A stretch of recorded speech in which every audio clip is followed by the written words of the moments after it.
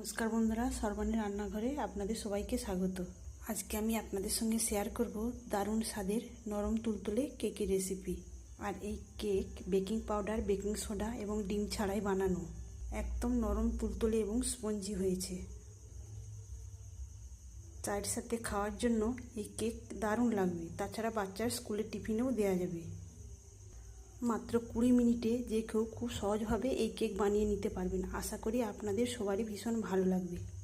আর বন্ধুরা, ভালো লাগলে অবশ্যই একটা লাইক দেবেন, সেই সঙ্গে আমার চ্যানেলটিকে সাবস্ক্রাইব করে আমার পাশে থাকার অনুরোধ রইল। তাহলে চলুন বন্ধুরা, আজকের এই কেকের রেসিপিটা দেখে নেওয়া যাক। কেকটা বানানোর জন্য এখানে আমি নিয়েছি 1 বাটি সুজি।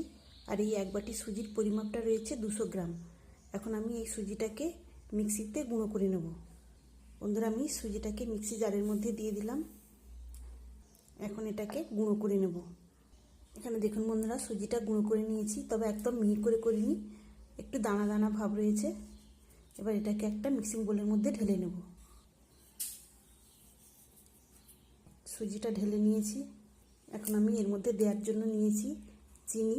যেই বাটির মাপে আমি সুজি নিয়েছিলাম সেই বাটির মাপের হাফ বাটি চিনি নিয়েছি। আর চিনিটা মিহি করে নিয়েছি মিক্সিতে গুঁড়ো করে। তো চিনিটা আমি সুজির মধ্যে দিয়ে দিলাম। দিচ্ছি সামান্য লবণ। এখন শুকনো অবস্থায় সব কিছু ভালো করে মিশিয়ে নেব। সব কিছু সুন্দর করে মিশিয়ে নিয়েছি। এখন আমি দেব দুধ। যেই বাটির মাপে আমি সুজি নিয়েছিলাম সেই বাটির মাপে আমি প্রথমে 1 বাটি দুধ এর মধ্যে দিয়ে দিলাম। এখন আমি দুধটা সুজির সঙ্গে ভালো করে মিশিয়ে নেব।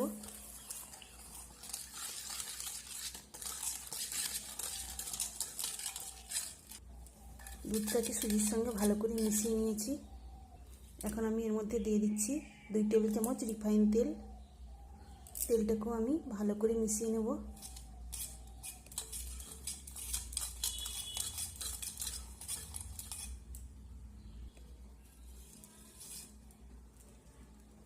এখন আমি ঢেকে দেবো 10 মিনিটের জন্য। এদিকে বন্ধুরা, কেকটা বেক করার জন্য আমি চৌকো শেপের এরকম একটা কেক মোল্ড নিয়েছি। আর এর নিচটাতে আমি একটু তেল মাখিয়ে দিয়েছিলাম, তারপরে একটা সাদা কাগজ দিয়ে আবারও আমি তেল মাখিয়ে নিয়েছি। 10 মিনিট পরে ঢাকাটা খুলে নিলাম। এখন হ্যান্ড উইচ দিয়ে ভালো করে সুজির মিশ্রণটাকে আমি ভালো করে মিশিয়ে নেব। তো যেহেতু চিনি আর সুজিটা আমি গুঁড়ো করে নিয়েছিলাম, তাই সব কিছু ভালোভাবে মিশে গেছে।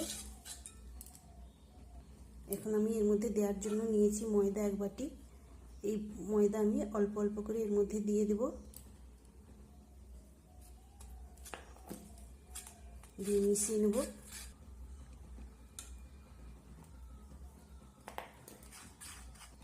এখানে দেখুন বন্ধুরা, আমি ময়দাটা যে পরিমাণে নিয়েছিলাম সবটা দিইনি, এখনও অর্ধেকের একটু কম পড়ে রয়েছে, এটা আর দেবো না।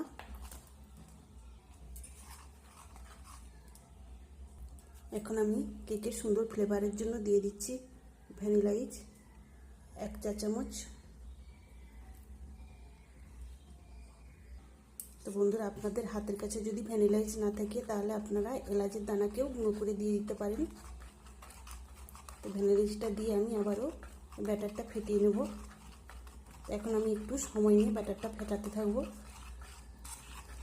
আর ব্যাটারটা যত ভালো করে ফেটানো হবে সময় নিয়ে, আর কেকটাও খুব নরম স্পঞ্জি হবে। আর বন্ধুরা, আমি এখানে হাফ বাটি চিনি দিয়েছিলাম। আপনারা আপনাদের প্রয়োজন অনুযায়ী চিনির পরিমাণটা বাড়িয়ে কমিয়ে দেবেন। তো বন্ধুরা, আমি এখানে এই ব্যাটারটা প্রায় মিনিট 4 ধরে ফেটিয়ে নিয়েছি। এখন আমি এর মধ্যে দেওয়ার জন্য নিয়েছি ইনোর প্যাকেট। আমি এই ইনোটা এর মধ্যে দিয়ে দেব। আমি আজকে কেকটা বানাতে বেকিং সোডা বা বেকিং পাউডার কিছু ব্যবহার করব না, শুধুমাত্র এই 10 টাকার একটা ইনোর প্যাকেট নিয়েছি, এটাই আমি দিয়ে কেকটাকে আজকে তৈরি করব। ইনোটা দিয়ে দিয়েছি। এবার অ্যাক্টিভ করার জন্য আমি দিয়ে দিচ্ছি সামান্য দুধ। এখন আমি এই ইনোটা দিয়ে খুব ভালো করে ফেটিয়ে নেব।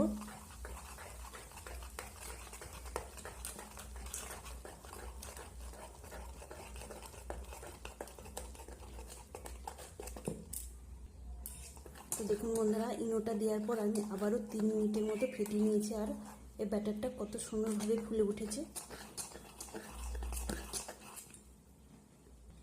এখন বন্ধুরা এই ব্যাটারের ঘনত্বটা কেমন হয়েছে আমি দেখিয়ে দিচ্ছি।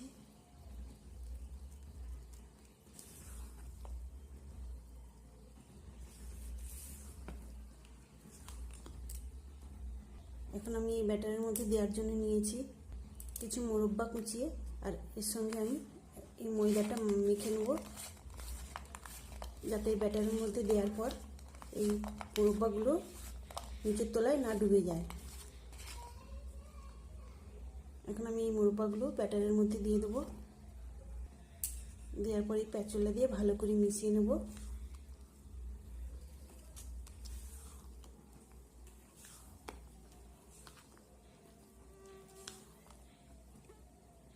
এখানে মোরব্বাগুলো আমি ব্যাটারের সঙ্গে ভালো করে মিশিয়ে নিয়েছি। এখন আমি এই মোটটা কেক মোল্ডের মধ্যে ঢেলে দেবো। সম্পূর্ণ ব্যাটারটা আমি এই মোল্ডের মধ্যে ঢেলে দিয়েছি। এবার এই মোল্ডটাকে ধরে আমি একটু ঝাঁকিয়ে নেব, যাতে ভেতরে এতটুকু ফাঁকা না থাকে। কেক মোল্ডটা রেডি করে নিয়েছি। এখন এটাকে আমি বেক করে নেব। বন্ধুরা, আজকে আমি প্রেসার কুকারে কেকটা বেক করব, সেই জন্য আগে থেকে আমি প্রিহিট করে নিয়েছি। এই প্রেসার কুকারটা হাই ফ্লেমে 5 মিনিট রেখে দিয়েছিলাম। এখন আমি এর মধ্যে মোল্ডটা দিয়ে দেবো। আর এই কেকটা বানানোর জন্য প্রেসার কুকারের তলায় আমি কিছুটা লবণ দিয়ে দিয়েছি, তার উপর একটা স্ট্যান্ড দিয়ে দিয়েছি। এখন আমি সাবধানে এই মোল্ডটাকে ওই স্ট্যান্ডের উপর বসিয়ে দেবো। কেকের মোল্ডটাকে বসিয়ে দিয়েছি। এখন এবার ঢাকা দিয়ে ঢেকে দেবো। তার আগে আমি এই রাবারটা আর এই হুইসেলটাকে খুলে নিয়েছি। এখন আমি ঢেকে দেব। বন্ধুরা, আমি প্রেসার কুকারটা প্রথমে হাই ফ্লেমে রেখে 5 মিনিট প্রিহিট করে নিয়েছি। এখন আমি ফ্লেমটাকে একদমই লোতে করে দিয়ে 20 মিনিটের জন্য বেক করে নেব। ফিরে আসবো 20 মিনিট পর। বন্ধুরা, 20 মিনিট বেক করে নেওয়ার পর প্রেসার কুকারের ঢাকাটা খুলে নিয়েছি। আর দেখুন বন্ধুরা, কেকটা কত সুন্দরভাবে তৈরি হয়েছে আর কতটা দেখতে সুন্দর হয়েছে। এখন আমি একটা এই কাঠি দিয়ে চেক করে দেখিয়ে দিচ্ছি ঠিকঠাকভাবে তৈরি হয়েছে কিনা। তো দেখুন বন্ধুরা, এই কাঠির গায়ে এতটুকুও কাঁচা অংশ লেগে নেই, তো বোঝা যাচ্ছে এখানে কেকটা খুব সুন্দরভাবে তৈরি হয়েছে। এখন আমি কেকের মোল্ডটাকে সাবধানে নামিয়ে নেব। এখানে দেখুন বন্ধুরা, কেকটাকে আমি ঠান্ডা করে নিয়েছি। এবার এই মোল্ড থেকে কেকটাকে আমি এভাবে টেনে টেনে ছাড়িয়ে নেব।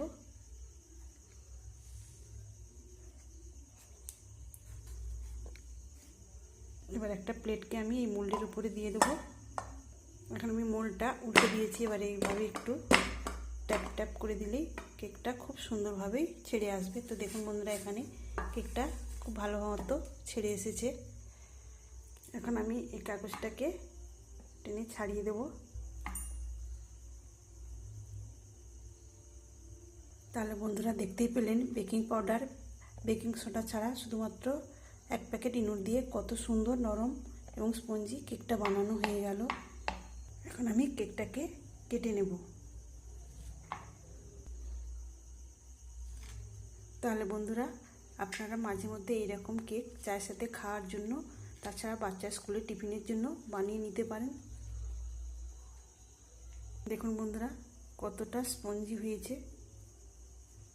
তাহলে বন্ধুরা, আজকের এই কেকের রেসিপি আপনাদের কেমন লাগলো অবশ্যই কমেন্ট করে জানাবেন। তাহলে আজকের মতো আসি। সবাই ভালো থাকবেন, সুস্থ থাকবেন। ধন্যবাদ।